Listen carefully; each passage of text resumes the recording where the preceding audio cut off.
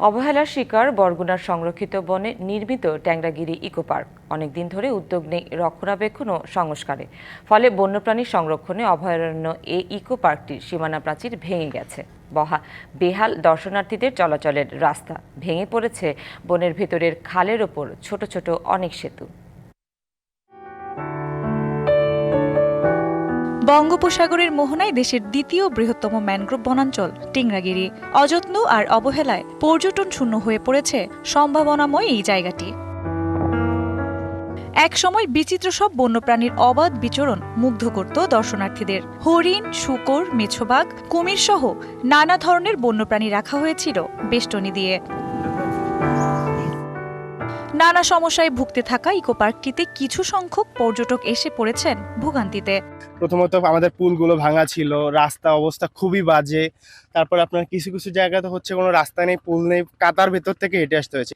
এখন মানুষ কষ্ট হয়, কালভার্ট নাই, ব্রিজ নাই, নদীর পারে যাইতে কষ্ট হয়। সর্বপ্রথমে সংস্কার প্রয়োজন, রাস্তার সংস্কার, পুল সংস্কার এবং এই যে ব্রিজ সংস্কার। সুন্দর হলেও কিন্তু অবহেলায় অযত্নে জায়গাটি পরিত্যক্ত হয়ে গেছে। আমাদের এই জায়গাটায় যত উন্নত হওয়ার কথা ছিল, এইটা কিছুই আমরা দেখতে পারতেছি না। অথচ মানুষজন একবার ঢুকলে আরেকবার আর আইতে চায় না।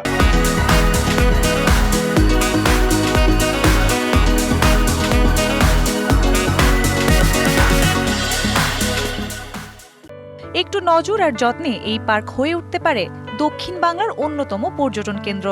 সৃষ্টি শুরু থেকেই পরিকল্পনার অভাব ছিল, পরিচর্যার অভাব ছিল।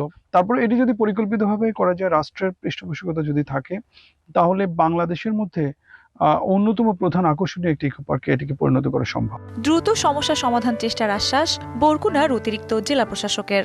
পর্যটন সম্ভাবনার উন্নয়নে একটি কমিটি গঠন করার আমরা প্রক্রিয়াধীন আছে। এই কমিটি নির্ধারণ করবে যে ওই পর্যটন কেন্দ্রে কি কি উন্নয়ন কাজ করা প্রয়োজন এবং তারাই সুপারিশ করবে এবং তার আলোকে আমরা এই পর্যটনের উন্নয়নে আমরা সিদ্ধান্ত নেব এবং এক যুগেরও বেশি সময় আগে প্রায় 2,64,00,000 টাকা ব্যয়ে টেংরাগিরি ইকো পার্কটি নির্মাণ করা হয়।